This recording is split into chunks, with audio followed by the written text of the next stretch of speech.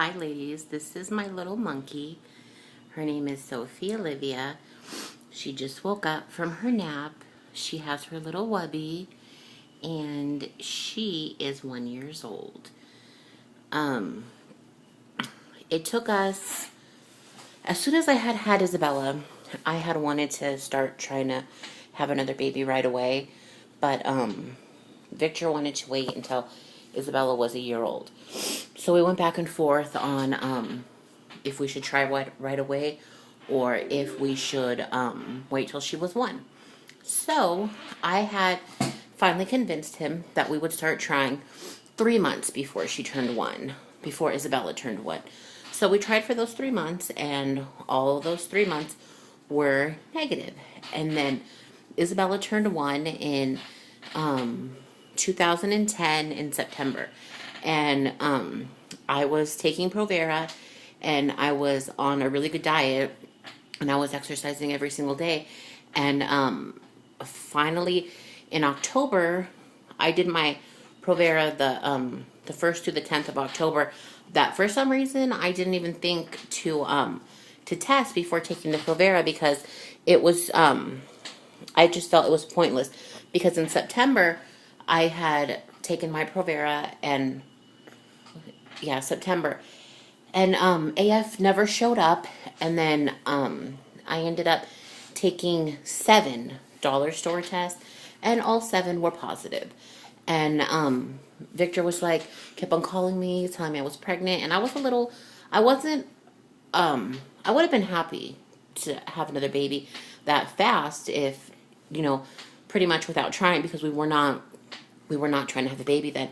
But after 7 dollar store tests all being positive, and thinking that we were pregnant, because only time I ever had taken a pregnancy test was with Isabella, and then it was positive. So all the pregnancy tests were positive whenever I was pregnant with her. I took a whole bunch. So I had taken the 7 pregnancy tests in September. All of them were positive. So then we waited, and then Victor went and got a digital test for me, and it said not pregnant. And I called the doctor, and my levels were, they were not, I wasn't pregnant. I guess it was a chemical pregnancy or something like that. So in October, whenever I had taken the Provera and my period didn't come, I was not even thinking that I was pregnant at all. I just took the pills, my period didn't come. And then we were supposed to be going to Victor's friend's house for a birthday party, and I had told him that my period was late, but he didn't really care because my periods are always messed up anyways. So I had just thrown a digital test in the cart, and he was mad because Isabella had pooped at Walmart and I didn't bring a diaper bag.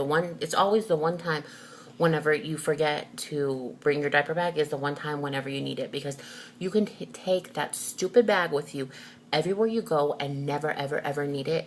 But the one time whenever you're just in a rush and you leave it at home, I can guarantee you that is the day that you're going to need it. So he was pissed off because I had forgotten the diaper bag, and she pooped and she smelled horrible. So I bought the test and I threw it in the cart. He didn't even blink an eye. He just figured that we were just throwing away some more money. That he was just like, whatever, but he was irritated with me. So we were trying to rush to get ready to go to his friend's party, and then I took the test as soon as I came home, and I just had it like sitting on the counter next to me. I wasn't even like watching it really close or anything. I just I was trying to get ready to go, and then I looked down and it said pregnant, and I swear to God, like, I was freaking out. I literally could have like had a heart attack, because there is no way, like, in God's green earth, that I thought that test would have been positive. No way at all. So I ran in the living room and I showed him the test, and I was practically like jumping up and down, freaking out, because I just could not believe that literally we got pregnant with Sophie trying for 4 months. And actually with Isabella, it was 4 months too, but for medicated cycles, that's not counting all the 6 years before those 4 cycles in a row. But so I was not convinced that I was pregnant, even though it said pregnant. So I had to take the other test, and then I went straight from the house back to the dollar store, bought more tests, took all those tests, and they were all really like a strong positive, because because I didn't think I was pregnant. I was just waiting and waiting. And then I was switching my insurance because I wanted to go back and see the doctor that I had saw when I was pregnant with Isabella, because at Kaiser they will not give you any kind of Clomid whatsoever unless you have infertility insurance, which at that point we did not have any infertility insurance. So I had already went and switched my insurance so that I could go back to the other doctor, and it was right as soon as I find out I was pregnant. It was right in the process of changing. So I had my first appointment at Kaiser with like all the blood tests and did everything, and my proof of pregnancy. And then they gave me an appointment for an ultrasound, and the day before the ultrasound is the date that the insurance cut off. So I did not get, I had to wait a whole nother 30 days before I could go to the doctor, because the doctor that I had went to, the insurance that I had switched, they do not give you an appointment really fast. Like, I already knew that it was going to be a long wait for an appointment, so I wasn't worried because I already knew that it was a good doctor. He would give me the medication that I wanted. I knew about the wait that was going to happen.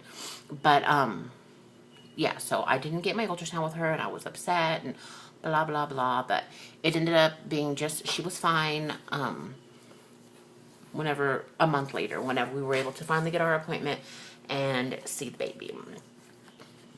So I guess that is my quick story of getting pregnant with Sophie, because my pregnancy with her actually happened fairly easy, and I had pretty much no complications my whole entire pregnancy with her.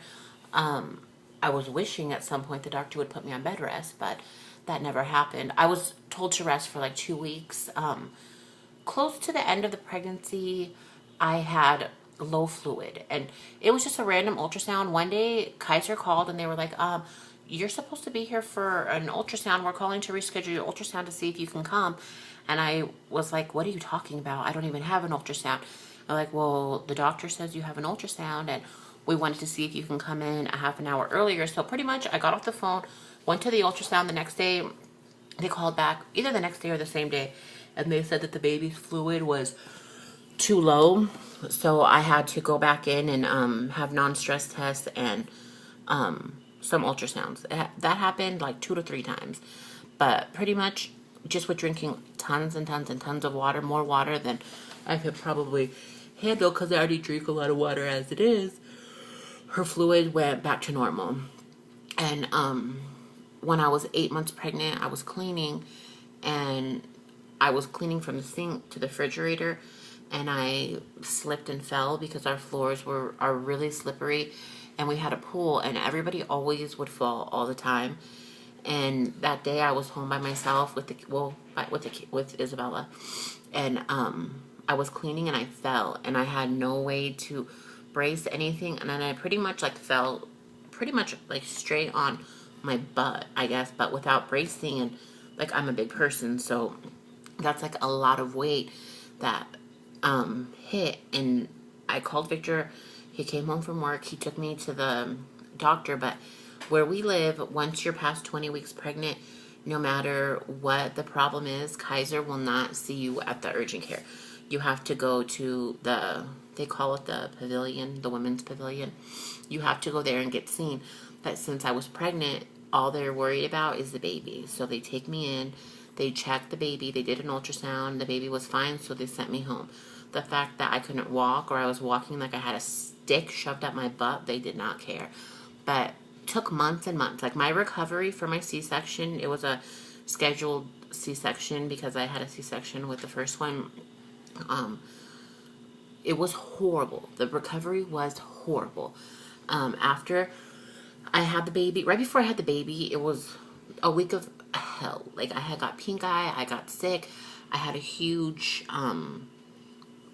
boil cyst, I don't know what the hell it is, but in a very bad area. The doctor had to cut open, excruciating pain, I could barely even walk, and all this happened right before I had the baby. So the day that I was going to have her, I just wasn't prepared, because I was barely getting over all this stuff. Like, I would have been much happier if I could have just had her about 1 week later, just give everything a chance to clear up and not be sick. But I got, right after I had her, everything went fine. The C-section went fine. And then right after, when I got wheeled to the room, I just started not feeling good. And I got so dizzy, and the room was just spinning like crazy. And they didn't know if it was because I was sick and like maybe like a sinus infection, or if it was from the pain medication.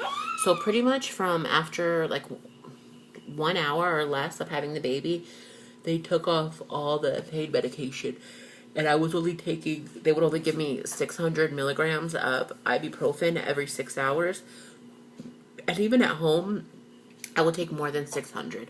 I'll take like at least 800, but they were only willing to give me 600, and they wait every 6 hours instead of 4 hours. So pretty much I had the baby with, well, after having the baby, with no pain medication. And I was in horrible pain, and and then worse pain than I had experienced the first time, because the first C-section I didn't really think was that bad. But for some reason, this was just like completely different experience, and it was worse, and it was painful, and it was not good. I felt miserable. And even after my recovery, like healing from her, I felt so bad. Like just getting up, the pain was excruciating.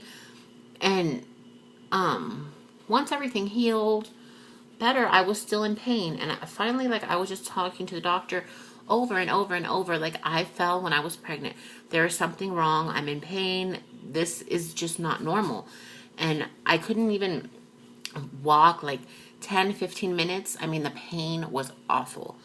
And it turns out that they finally did a CAT scan and MRI.